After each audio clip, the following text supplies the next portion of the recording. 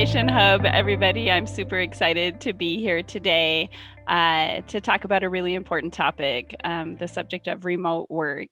And I'd like to thank the Governor's Office of Economic Development for pivoting in the middle of this pandemic and creating this online forum for businesses across the state to find some resources for how to deal with what is happening from impacts related to COVID-19. And so today, one of the topics that we have heard over and over the past couple months is the subject of remote work. And for some of us, it is something new and it's a brand new kind of foreign world, but we are super lucky today to have two professionals who have intentionally made remote work part of their working lives for quite some time prior to COVID. And they're here to share a whole bunch of tricks and tips on how to make it more successful. So hopefully it's something that we can intentionally make a part of what our day-to-day operations look like.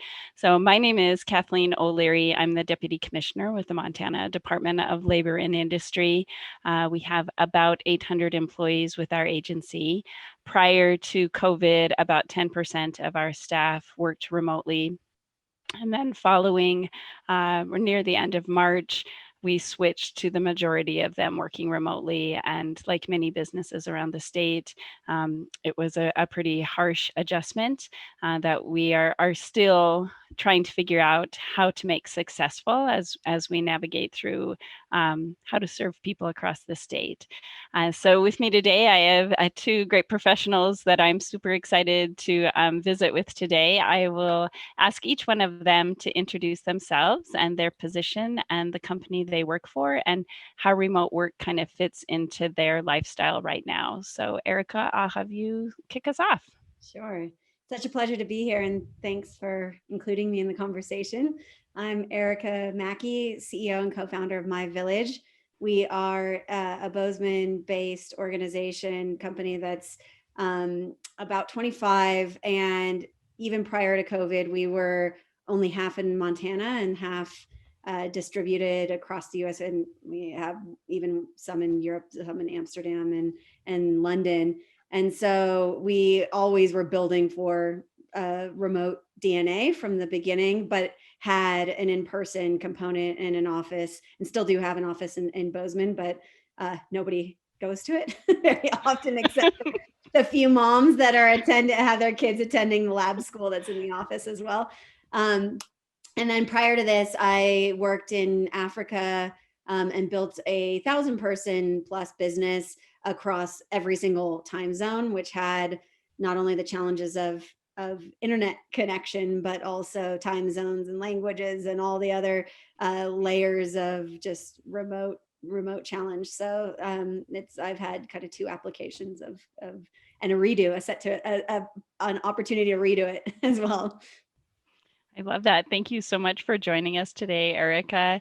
Cece, what about you? What can you tell us about yourself that makes you an expert on the topic? Yeah, thanks, Kathleen, and thanks to the Governor's Office for organizing this panel. I think it's a very timely topic for a lot of us, obviously. My name is Cece Renick. I am a Montana native, worked in the technology industry there. I currently find myself living in Southern California, working for a fully distributed company called Chili Piper. We are 60 employees across about 16 different countries and 58 cities around the world. So the company was founded as a remote first organization, which means that we didn't have a whole lot to transition in March, which put us in a pretty, I would say, more settled space than some. But not to say that working remotely 100% doesn't also have its challenges.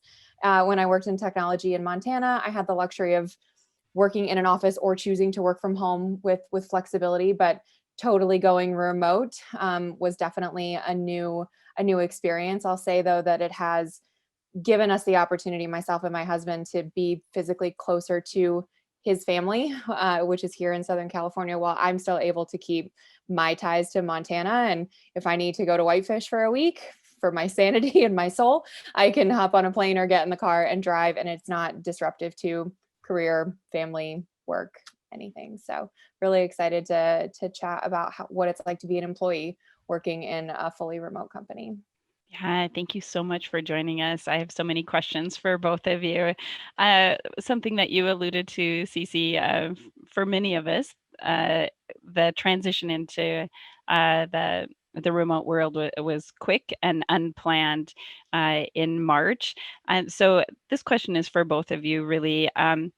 What can you tell us about your overall experience? And then what changes or challenges have you seen as a result of so many others joining the remote world in an unplanned fashion? So Cece, I'll start with you and then I'll go to Erica. Sure. I think it comes down to technology and the tools that you have kind of in your tool belt to adapt. Chili Piper's fortunate in that most of our tech stack allows us to operate in the cloud, email, phone, meetings, all of our documentation, everything exists in a cloud format. So regardless of physically where we sit, we have access to all the business items that we need in order to function. And I recognize that that's a luxury. And particularly for those that work in more data sensitive environments like banking, financial services, government, that is not always the case. Having the opportunity to work with the Montana IT board over the last couple of years, I've been really impressed though with the proactive initiatives even before March of this year that the CIOs for all the state departments were putting in place to move their infrastructure to a not necessarily 100% cloud-based, setup, but something that was prepared to go cloud-based in the event that it did. So yeah, it's really just all about making sure you've got the right tools and technology to be able to access your work wherever you are. Yeah, which I think all of us are finding such a huge like a benefit that, when we first heard it, we were like, how are we going to work? Well, the work just goes with you. Erica, what would you like to add? Yeah, I mean, obviously everything that you said is absolutely true, but I'll take the kind of other end of the spectrum where when you can work at any time, anywhere, to be able to function as a worker and as a human, you have to also be able to have the systems to set boundaries. Otherwise, it bleeds through all aspects. I mean, just the rate of burnout is so incredibly rapid. And so I think that in addition to being able to, it's also creating the systems to be able to know when you're at work, when you're not at work, using the fluidity and that to your advantage, but not to your disadvantage. Right, exactly. So I do have a couple of questions about that, Erica. So I'm so glad that you brought that up. So I know that when we had visited before, we had talked about the dynamic of company culture and things that you have to do really intentionally to really infuse values from your company and build that culture. So Erica, do you want to talk a little bit about that? Sure. Yeah. I mean, I think being able to, I mean, even in a in-person office, it's already hard enough to build culture, especially Yes. with a growing team and changing teams and and even if it's distributed multiple teams. And so it distributed multiple in-person teams. And so it is like hard at the best of times. And so if you don't intentionally try to solve for remote culture building up front and can be open about, we're going through this, we're trying to learn, like constantly asking for feedback along the way too, if you're achieving your goals, that I think that is a huge lost opportunity because people get so siloed so quickly, and you never have those ad hoc opportunities to get to know the actual people that you're working with. And especially since everybody is feeling more and more isolated on the daily basis, that it's really easy to misread tone, misread intention, outside of, on the other end, the best possible case, which is that you're aligned, you're all motivated, everybody's bought into a central culture. And so some of the things are creating that we've done that have worked. We've created a Better Together series. So we've assigned, like, there's a person that's responsible within our organization for helping create the kind of the cultural norms in essence, and the rituals around it. Not to say that not everybody participates in helping move that forward, but there's space created and resources allocated to it.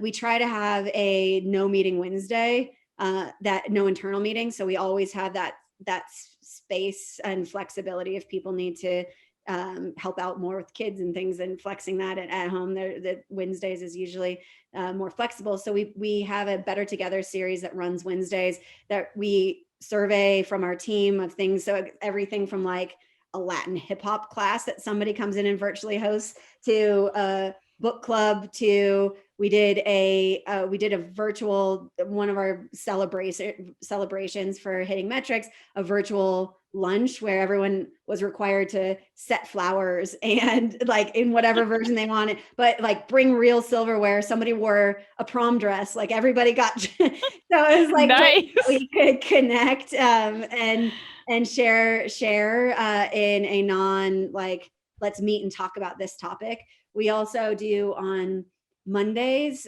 we just gather and have an open Zoom room for lunches so that people can come in, and we set an intention for the week. That's totally optional, but it allows people to, which we try to keep on the pulse of how, like, do people feel super burnt out? Do they need to be stretched? What are people out, talking about that's outside of the work context that we can help just make sure that there's a support safety net for people through that system. So, or through that time. So those are some ideas. And then I think like other things are also creating space for getting to know. So like in an all hands meeting, doing something like share, 5 minutes of photos, anything you want. And we highlight one person so they can talk about their mom, talk about their, their trip to somewhere that was important, that are these things that would happen in person that don't often have space for. Nice. I love the you just intentionally creating the space, making sure there's resources available. So do you find when you're doing that, Erica, that do you have to change those? So you talk about like your Monday meetings. Do you have to, does it work to be very consistent with that and stick with that over a long period of time? Or do you find because of the remote work environment that needs to change, or that dynamic or how you have it set up needs to change over time as well? We found that we have to stick to it for a month or a couple weeks before we can answer that question. So right. It's like getting the cadence and like getting people to see, like experience it and decide whether they value it and can show up the next time for it. So I would definitely say like developing a product, give yourself time to be able to iterate on it, and also constantly ask for feedback. Like, I think that's one of the things in remote. It's like, it's so hard to create the space because you're not, again, like staying after a meeting for 5 minutes and having a quick chat. And so it's like constantly creating the space for how did that work? What could have been better? Even if it's sending out forms or vote with an icon on Slack or whatever whatever the components are, how light you can make it, very lightweight, but constantly just like giving it a little space to land before you're changing too much, so that people can feel like there's a foundation, but then really intentionally turning the dials to refine. Love that. Thank you. Cece, what would you add about trying to build culture and really infuse value in the remote setting? I think this notion of like creating a space for certain kinds of conversations or certain outlets is probably one of the best kind of tips and tricks. In our Slack environment, we've got all these random channels that are like Chili Pets, Chili Eats. We've got one that's like Chili Love, where we just celebrate little like success stories dropping here and there, like, hey, thanks for this, appreciate your help with that, right? But there is a channel to outwardly express really anything that we're kind of thinking about. We've got one that is, where is Chili Piper? And if anyone travels for any reason, like there's somebody contributing to that every day, whether they be on their back porch with their dog because the weather's gorgeous, or they ducked out a little early to like go grab a beer and they're having a good time with, maybe they ran into a coworker, who knows. But there are just these kind of like obscure topics that are not work related really, but there is a place for all of it, and they are actively participated in. They're not these stale environments that you put out and we're like, we'd love to talk about this, and then nobody contributes to it, right? Like that's the biggest demotivator of any, or like it's just like will awkward. stall culture building in like every regard. Absolutely. We also have, similar to what you mentioned, Erica, in the all hands, kind of a moment to recognize team members. We, every week, every Friday, it's kind of the only required participation that we have throughout the week as a whole company. All 60 some of us get together. Happens to be 7 a.m. for me. Maybe it's 8 a.m. for some, or excuse me, 8 p.m. for somebody in Eastern Europe. It's all right. We get together. That's like all we kind of have to do. And we recognize 2 individuals. One is our animal of the week. So if you were to like think about like, this person is an animal, like they either killed a deal or, you know, had a really amazing customer win story. Maybe it's a developer that squashed a bug that had been out there for a really long time, like across the board. And those are all team nominations. So those are nominated on Thursday afternoon, and we all send them in to our head of product, and she tallies the votes, whatever. And we all have an animal of the week, and that person has a lion icon next to their name in Slack for the next week. We also have a unicorn of the week because one of our core values is to be helpful across the board. Like, we are helpful. That's what we do. And so we have a unicorn that is the most helpful person throughout the week, or the person that lived out that core value to the best of their ability. And it's super fun to see the unicorn next to their name or the lion next to their name. And it's a little badge of honor that you get to hold with you in Slack for a week. It's super fun. I love that. Yeah, I was just gonna add to that. I love the animal concept. We also so when we first started my village, we couldn't afford to buy my village, so we had my village. I don't know if anybody remembers that initial. So it was like the clever, the I was a Y. And then when we could finally buy the Christmas village maker, his URL, we rebranded. But we joke there's a missing Y, which we physically mail to people. So it's got, everybody adds something to it. And it mails around, and the person who has the Y, now it's like it's traveling with a mask and like has That's amazing. yeah. Even when it's local but remote, people hide it on a like trail that others have to find or something. So it's gotten to pass creatively, but the Y has translated into like our why. So people will share on Slack, whoever has it that week, about their why, of why they're doing what they're doing, and they get to pick our kudos. So similar to what you're saying, we have a kudos channel in Slack. So throughout the week, everyone's tagging each other in kudos, and then the Y holder gets to pick and share the kudos for the week. That's awesome. I love that. I'm writing down so much stuff. I always do when I talk to you guys. This is awesome. So a couple of things that you guys, I'm just going to go back. You guys both reference Slack as a tool that you guys are using. So can you kind of just touch on the different types of technology that you are using to build your teams and what that looks like? Cece, I'll go to you first, and then Erica. Sure. I don't want to say everything, because even I get a little overwhelmed at all the technology at our disposal. But I'd say the things that are most prevalent are Slack, email, Zoom, and then we heavily use document collaboration in Google Drive. Our CEO is very open about the fact that company decisions are just that, company decisions, and we're all encouraged to and should participate in.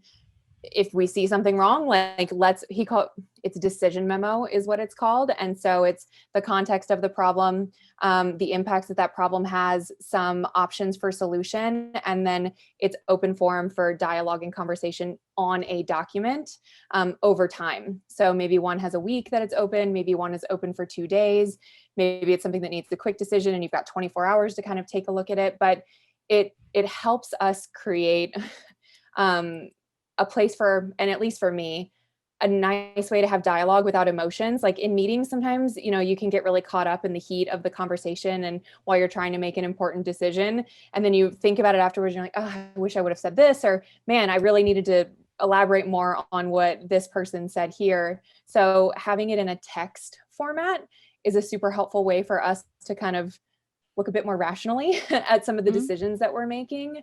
So that for us has been a really great process for pricing changes, hiring decisions, right? Like all of those open, maybe we need to restructure teams because people are overwhelmed, anything that needs to have kind of a a decision made gets a decision memo associated with it. And it's a great way for us to collaborate. But other than that, in terms of just communication, Slack, Zoom, calendars for us actually are kind of a big lifeblood of communication.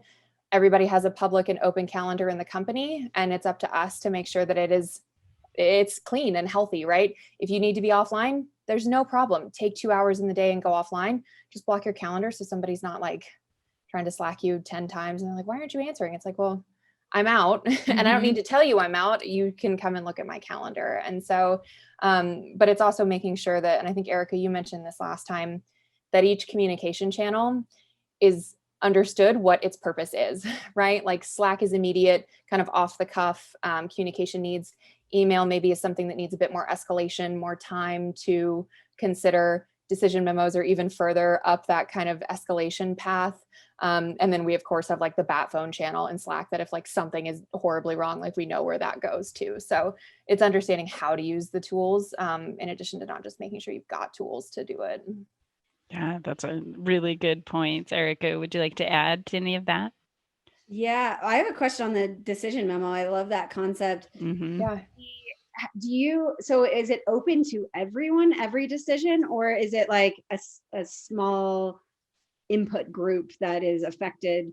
Like, just curious, like, do you open up every single decision before? It depends. It totally depends. So if it is something as significant well, let me back up and say that they are all published and housed in an open drive called decision memos. So they're written there, and I at any day could go searching through that folder and be like, interesting, they're having a conversation about this. And I could come and contribute to that, even if it's not a direct impact to my team or I wasn't kind of part of the original conversation. Now, that said, decisions are not made with the input of everyone in the company every time. We never get anything done. But for massive changes, like I said, kind of pricing structure or new team organizations, there's usually a call out to say, hey, this is here. Please go review it at your leisure or by Friday, and we'll make a decision on Tuesday. So it's a little bit of a mix, but what's really cool about it is, and our CEO even said this last Friday, his name is Nicholas Vandenberg. He's one of those people that you just hope that you get to work for in your career at some point. And he said to us, you are always empowered. If you don't like what's happening, you have the power to challenge me. And you do it through this forum, right? Like that's what the decision memo is for. If you are not in agreement about something, that's great. Let's have an open conversation about it and put it out to the whole company to discuss it. I mean, obviously personal and sensitive matters don't fall into that, but we're all building this company together, and it's a really neat way to go. I like the decision memo a lot. Yeah, we do a similar process in Google Slides, but I like the narrative format of a decision, like, a Word doc, shared doc. So yeah, definitely going to take that one away. I think we use Asana as well as a tool, which is a project management tool. That's one of the general tools. So we try to use Slack for conversation, no email for internal dialogue. But when it's action oriented, it always gets shifted to Asana, a project or a task assigned. So there's no action that needs to be like dug through the Slack history, which is always a challenge. And then we use email for external communication. So we could tag internal people on, or CC or forward things, but try to keep that only to external, to keep inboxes smaller. So those are, there's a lot of like on the product side in terms of collaboration tools and things that we use, but from a like communication infrastructure, that and Zoom is definitely the core ones. Perfect. And so a couple things, just a follow-up on that. When you have these different forums and rules around what's appropriate and when you're going to use them, how does training come into this? Training and then maybe onboarding. Erica, I'll go to you first and then Cece you. Yeah, so we do a intensive upfront day, and then and we cohort people together so that like your first day may be alone if you're the only person onboarding at that time, but you get cohorted with others who are in the general onboarding timeframe. and we go through a pretty deep exercise on getting to know the individuals. So they go through our exercises that we do in finding your why with the educators so they go through a facilitated exercise. We do Strengths Finder as well, and share out Strengths Finder. We pick one word that is like our goal word a quarter, that initially when we used to be able to do in-person retreats. So that would be one thing that's changed, is that we used to try to get together at least once every other quarter, if not every quarter, but that's obviously different. We used to like deliver people's words on like very surprising ways to them, and then make like those words would be visible, so that if somebody's word might be family or balance or whatever their goal word is, so that like in one quick swipe people can understand what's important to others. And so then we're constantly sharing out that information. So what I should have also mentioned, in that the resource person that we have, we intentionally put a chief community officer from the very beginning, and partly because that's part of our product that we're delivering. So it's not just part of the HR internal function, but Elke, who is a Montana phenomenon, who co-founded Mama Load, and she runs this function for us, and is the magic maker when it comes to being able to understand how to truly understand the whole person and share that out. So I think the lessons that I would take from her, certainly it's about making the time and then iterating on the process. And so we definitely invest in that upfront, understanding the whole self, and then sharing that in select ways, and even like a drip campaign out to the rest of the team so they can digest it. I love that. Cece, last time we met, you talked about what your first day was like as a remote worker. Do you want to touch on that a little bit? Sure. Yeah, I think I'm laughing at. I know what it feels like to be a remote employee. Obviously, Eric, and some of the things that you talked about, like I wish that our company did, like writing down little things that we can do to like take back to employee onboarding. We try really hard to I'll think of it as like a sponsor, right? Like somebody that is just kind of your go-to for any questions. That maybe I block like 30 or 45 minutes, 2 or 3 days a week for your first 3 weeks, just to be like, how's it going? How you doing? You okay? Like, let's talk about life, where you live, what you did this weekend, like whatever it is. And it's not necessarily work stuff, but yeah, my first day at Chili Piper was definitely one I will not forget. So it was my very first day being a totally remote worker. So I'd received my laptop in the mail about a week before. I had my office all set up, everything was ready to go. And then I got to thinking, I'm like, what does it look like to go to work on your first day remote? Like, I don't get in my car. I don't, like what do I do? Do I just open my laptop and wait for somebody to message me? Like, what does this mean? It was like 6:00 in the morning in February in Montana. So dark and very cold. And I'm downstairs drinking coffee in my pajamas. And I like pulled up my phone, looked at my calendar for the day, and saw that I had a couple of meetings. And I went, oh, okay, that's cool. And I like looked at the time and I went, oh my gosh, these meetings start at 7 a.m. And it was like 6:40 that morning. And I'm like, why would they schedule like 7 a.m.? Like, who does that? I don't know what I'm supposed to be doing, but like, it's my first day. I can't not show up to this meeting. Right. So quick change of clothes, or at least change of sweatshirt so that it was something more presentable. Went up to my office, opened my laptop and like clicked the Zoom link. And our head of revenue operations at the time, bless his heart, I mean, we were only like 10 people at the time. And he was like, it looks dark. Where are you? And I was like, I am in Bozeman, Montana. And he's like, oh yeah, you're 3 hours behind me, aren't you? And like he was in Atlanta and just had kind of spaced to the time zone difference. And he's like, I'm really sorry. Like, it's super early for you, isn't it? And I was like, yeah, it's kind of early, but it wasn't this was not like a business critical meeting, right? He's like, I'm really sorry, like go have breakfast and call me in, a couple of hours. And I was like, all right, cool. But it was a little unsettling to be somebody who's a little type A, to have 15 minutes to get ready for your first day at work. So I won't forget. I love that story. Just how you prep yourself for work, how it just feels different when, going into another room and acclimating to the schedule, all of that. But both of you have talked about timelines, and Erica, you actually talked about different languages as well. I know this isn't on the scripted questions, but we talk about diversity a lot. And really what remote work really allows you to open up to this whole population that is really diverse in all kinds of different ways. And obviously it comes with different challenges as well, but really a unique opportunity to really expand who you have involved and working with. Did either one of you not want to touch on that? Cece, you first, and then Erica. Yeah, I think that reason, well, among others, but is primary to why our company was founded as a remote first organization, because talent knows no boundaries. And our CEO did not want to be limited to the talent pool in New York, in France, where he's from, or, the Bay Area, right? Thinking that those were the only places you could find talent.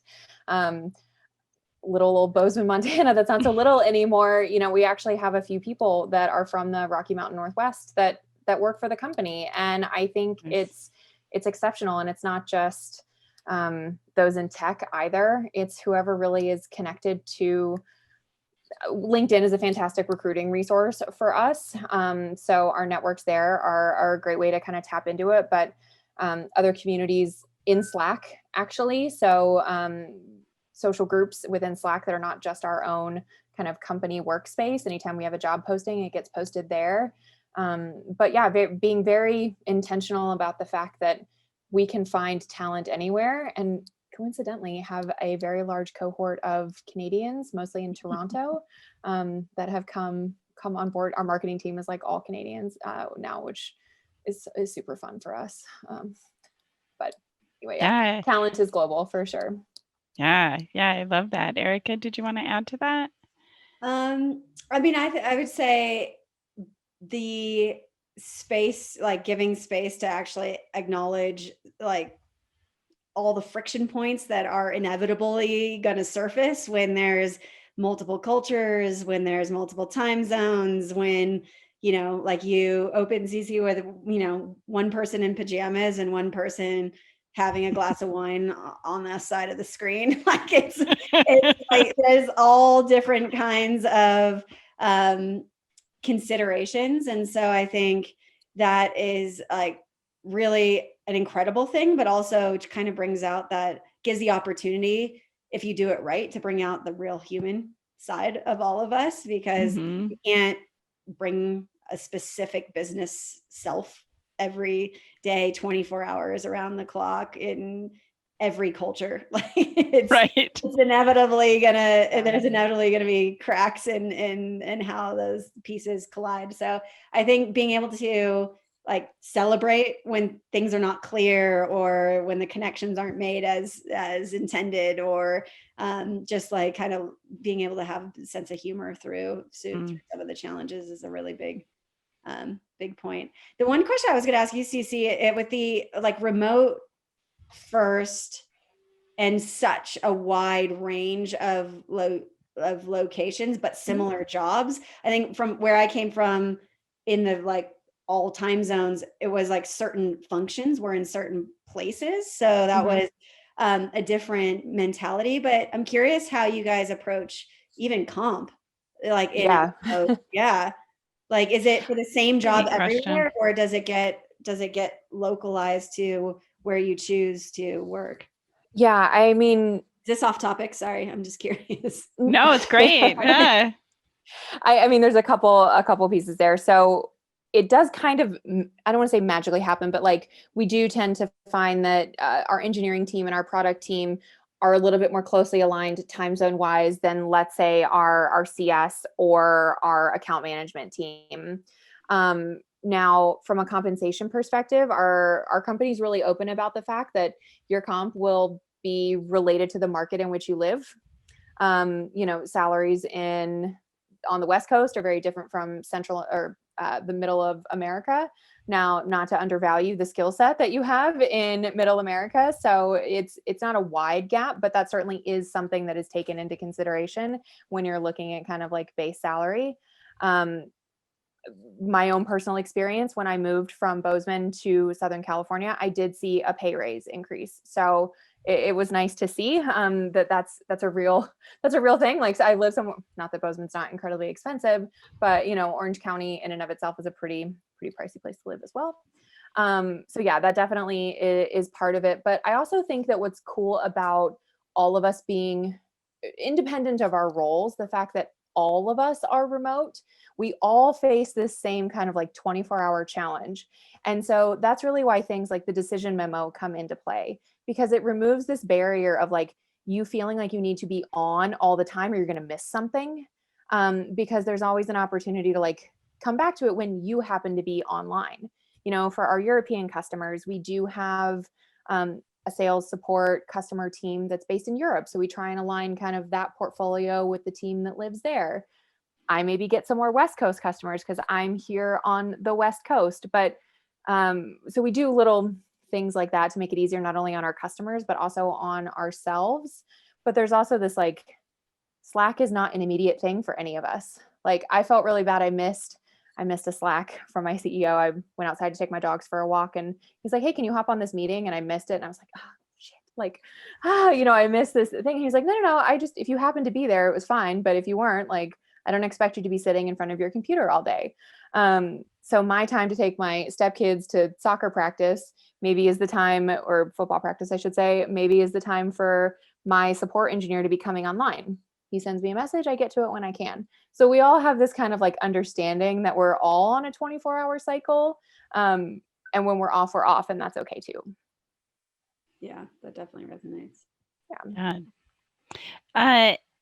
So just another question going in a different direction. So what about someone who wants to enter this world, either are currently in either a traditional settings or starting off something new? What advice do you have to someone that is really just starting to put some new processes in place or work towards a remote setting for their employees? And Erica, I'll start with you for that. Yeah, I mean, I think it's be intentional across the board. You have to plan, even if you don't make the right bet up front, like be intentional about your choices. So think about what systems you're putting in place, why you're putting those systems in place, communicate those, stick to those for a period of time before you change them.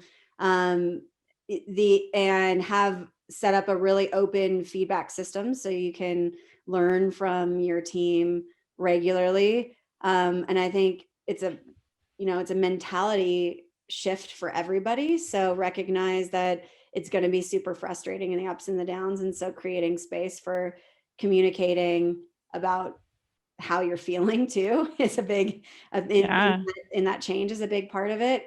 And then like, and especially for people who are like have a team built and are shifting, get really clear about what's important and then make a clear decision about what's most important to the collective. So I think like you can create different systems and different, optimize for different things, whether it be 24/7 flexibility, or it be certain hours are off, or it be like, time with kids, or it be like a cheaper budget, or what, a cheaper expense line. So like whatever those components are that you're optimizing for, everyone should just be clear. Otherwise the decision making around it becomes hard, and then people get frustrated a lot easier and more quickly. Yeah, definitely. Cece, would you add to anything there? Yeah, I think that end goal, right? Like knowing where you need to be as a team is the most important thing as an employee, right? Like if I don't have anybody looking over my shoulder 9-10 hours a day, making sure that I'm, answering emails on time, making sure that I'm, hitting numbers relative to pipeline generation or whatever it might be, we have very clear targets. They're monthly targets, quarterly targets, annual targets as a company, as a department, and as an individual. And we review them often. And how you get there is up to you. Like how I actually accomplish all my goals on a monthly basis is up to me to manage my time to actually do that. But I know where I'm supposed to be in 30 days, and I know where I'm supposed to be in 90 days and 120 days. And so that level of clarity and that level of trust, I think, is absolutely foundational to being able to either transition a team to remote or build a remote team in the first place. If you, whether you be a boss or manager or director, whatever it is, don't have the trust in your team to achieve the objectives that you've set for them, that your team is never going to be successful being remote, because there's just too much to worry about, right? Like if it's a butt in seat mentality, remote work is not going to be a comfortable place for you as a leader. And then translate that down to your team. They're going to feel that as well. Mhm. So it's those expectations around outcomes. Like we are a wholly outcome driven business. Like that is all that matters. How you achieve those outcomes is up to you. And Yeah, we and know that.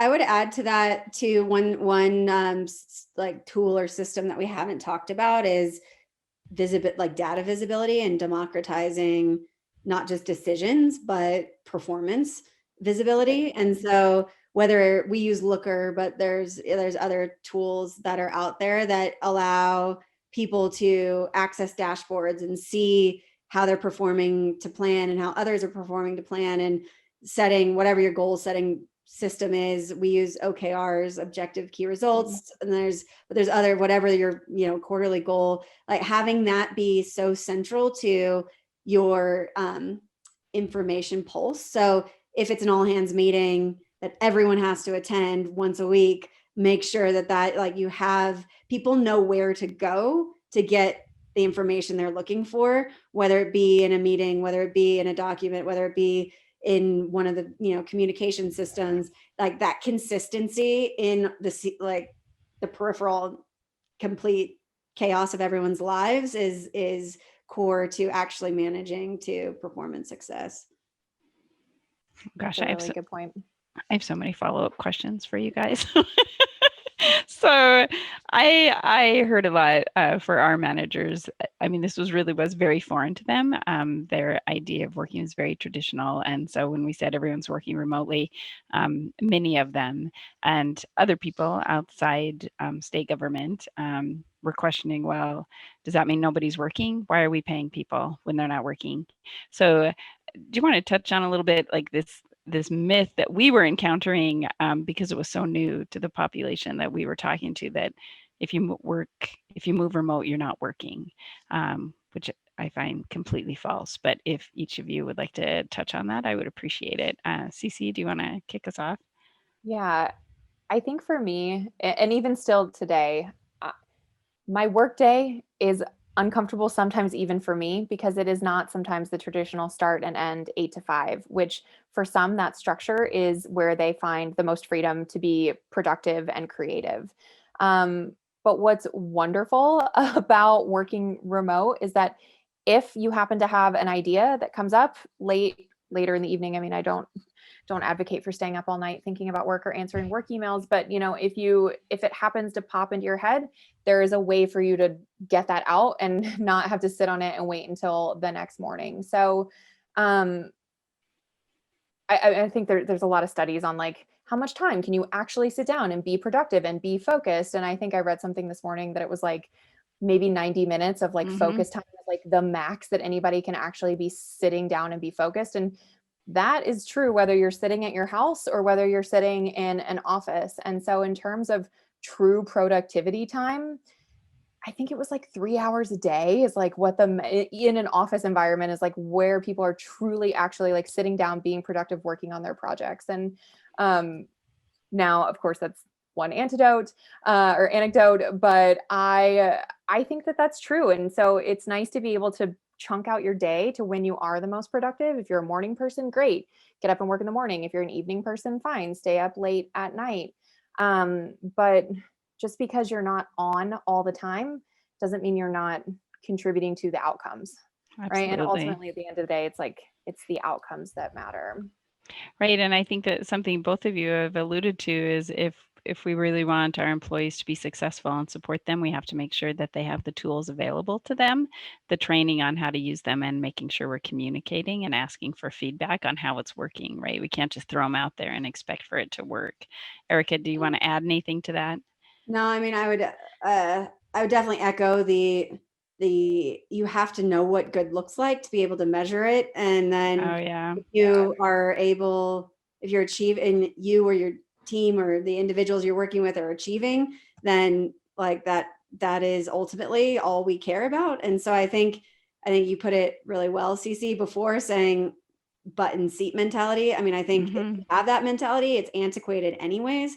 Like you shouldn't be having that mentality in a in-person work environment anyways. So I do think it's like, that's a mentality that should be pushed on, whether or not it's a virtual setting or an in-person setting. There are obviously jobs like that need to be available and responsive during shifts and during those windows. And so that's a bit different, but generally speaking, I think everyone's going to perform. Companies will perform better if they have an orientation around results matter, not work. Yeah. Yeah. Yep. And I can't reiterate enough how important it is as a leader or a director to tell your team that you trust them to make the right decisions, that you trust that they're using their time wisely. And maybe it's not as overt as just saying like, I trust you to use your time wisely, but knowing that they are adults, they are responsible for the decisions that they make, and reiterating that we have an outcome and I expect you to achieve that outcome. And if you don't have what you need to feel successful to do that, come to me and let me know, and we'll figure out how to make it better or work easier for you, or, remove a roadblock from whatever it is to help you get there. But you can't just say it once as a leader, right? Like I'm sure, Erica, you probably have said it over and over and over again. It's about consistency. And you as a individual contributor, me as a team member, like I never get tired of hearing it, right? Like it just reinforces that behavior. Yeah, I love that. Both of you have kind of touched on this a little bit, on the flexibility around your workday. Do you want to touch a little bit when people are saying that there is so much flexibility? Are there any sideboards? Cece, you talked about the fact maybe we don't want to be up thinking about work all night long. Oh, yay. See, right? That's how real life works. Exactly. So, but kind of just touching on what kind of sideboards, how do we protect ourselves? So, because it is so easy for us to continue working, how do we make sure that we are keeping that work-life balance? Cece, you first, and then I'll go to you, Erica. I cannot undervalue how helpful it is to turn off your notifications on your phone. The do not disturb on an iPhone is like the best feature ever. And I have it go off every night from 9 p.m. until 6 a.m. Like that is a hard boundary that I set on my phone, and I don't see or hear anything, even my husband calling me like between 9 p.m. and 6 a.m. like that. I just don't. Because we are all on all the time. Like I know there are going to be notifications, and like I don't even look. The other thing that I try to do is actually on my email on my phone, I turn off, and this is all the time, I don't get email to my work email to my phone. I know I have emails. I don't need them like coming at me all the time. So when I have my computer open, I will respond to them. And if I'm not, then I'm not working, right? And I won't kind of come back to that. But I also, on the weekends, I try really, really hard to like not come in my guest room, which is where my office is. Like this is my place that I like come to work. And so I try really hard not to come in here because it puts me in a different headspace and a different mind space. So muting notifications is number one. Using my calendar blocks of time is another thing. Like if I'm offline to take my kids Monday and Tuesday afternoons, or like shuttle service around town for me. And that's fine. If I need to go to doctor's appointment, like it's fine. But when I'm off, I'm off. Yeah, perfect. Erica, did you want to add to that at all? The only thing I would add, I think all of those are great best practices that I also try to do in our encouraged team. I think that the other thing for me as CEO is that there's like, I have to have that bat phone be able to ring.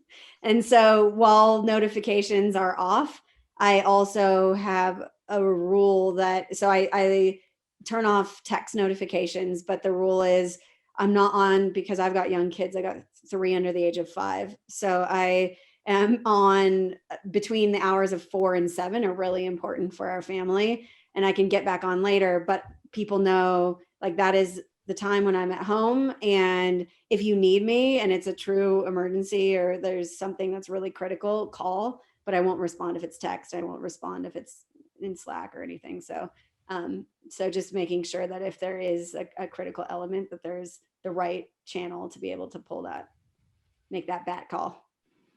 Yeah, so we talked about the communication part of it, so people are aware of it, but also just making sure consistently we're slotting out that time that we need, which means that right now we're in the middle of your your family time. That's what's happening right now. So thank you. I saw somebody walk in. So we touched on this a little bit, but I wondered if either one of you had anything to add on how to celebrate accomplishments, build teams, things like that. Erica, I'll go to you first and then Cece. Yeah, I mean, I think I talked a lot about the techniques we do, but definitely kudos channel in Slack. So a way for everybody to be able, whenever they, especially oriented to our company's values, call out actions that others can celebrate. Having that be a part of like really great opportunities surface to all hands meetings so that we can truly have some fanfare around it. We do, like with this remote, like I explained the lunch, we tried to do a celebratory. Yeah.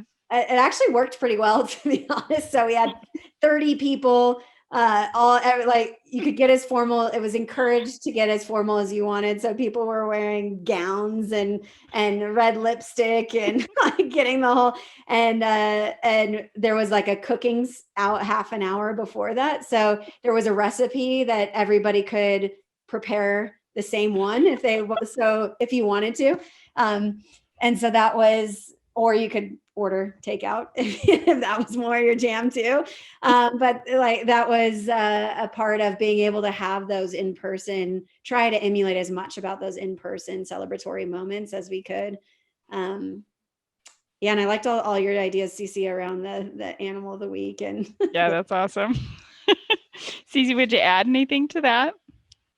Yeah, I mean, hopefully one day, even if remote work becomes the norm, right? And everybody stays remote and we don't end up going back to an office, I don't think that we should undervalue how important it is to get together as a team when you can, whether that be 5 people, 2 people, or the whole company. We tried and successfully actually over the last couple of years took a team trip. First year we went to France, then we went to Ibiza, Spain. And this year we're all going to try and get together again, but obviously can't travel. It's just not smart to travel and try and bring 60 people from around the world together. So we've all been gifted with a stipend to go do the experience that makes us most happy, that we would kind of try and emulate what it would feel like to all be together as a group. And we're all documenting them through video and photo, and gonna kind of create this really cool scrapbook, for all intents and purposes, digital scrapbook for us to have to kind of capture this moment in the company's history and time. So we all want to get back together again in person. I would love to go to dinner with some of my coworkers and like drink a few bottles of wine and talk about life. And we are all very much counting down the days to be able to do things like that again. But until then, yeah, Erica, we're in the same boat, like celebrating the micro wins right now it's so important. It's not just about these huge victories that we all have. It's like, maybe it is, hey, you got up and put makeup on today. I see you and I hear you, and I recognize that may have been a challenge because I know your kids are sick, right? Or something to that effect. And it's really just creating, again, the space to have and to celebrate those little wins. Yeah, I love that. Would you add anything? Do you have any follow-up to that, Erica? No, I totally agree. I think up your earring game. Yeah. This is me getting dressed these days, is earrings. Jazz it up. I love it. All right, ladies, we're getting real close to an hour here. I was just wondering if you have anything. Dogs, I've got the kids coming in. We really do work at home. Like we really do. That's right. Yeah. All just part of it, right? If there was 1 or 2 things that you wanted people to really know about remote work, or what you want them to walk away registering, what would it be? And Cece, I'll go to you first, and then Sure. Erica. I think that remote work is just as much about the company you work for as what you as an individual bring to the team.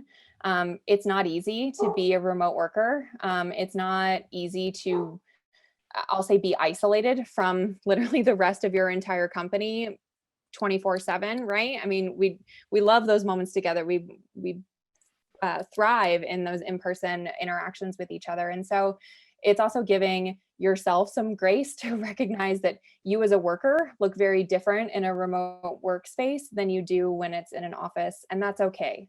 If you need to sleep till 9 because whatever is happening in your life, you're up late with a sick baby, whatever it was, that's okay. And we all need to give ourselves a little bit of space to have those moments, especially in a year that looks like what we've all been through, and are still very much in. This is not over.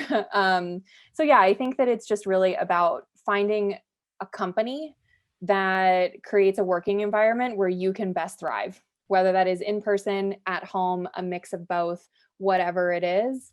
But remote work is not easy for an employee, and it's not easy, I know, for you, Erica, as a leader or a boss.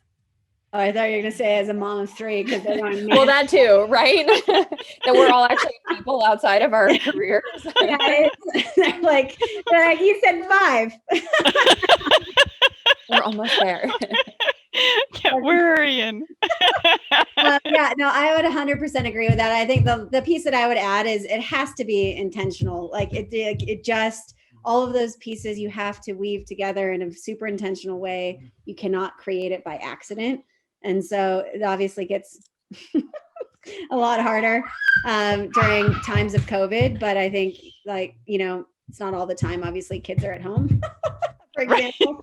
Right. But it is definitely something that you have to iterate on. You have to each version will look. There isn't one formula, I guess, is the other point I would make. There isn't one formula that works. Like each team and each goal set is going to need very different things.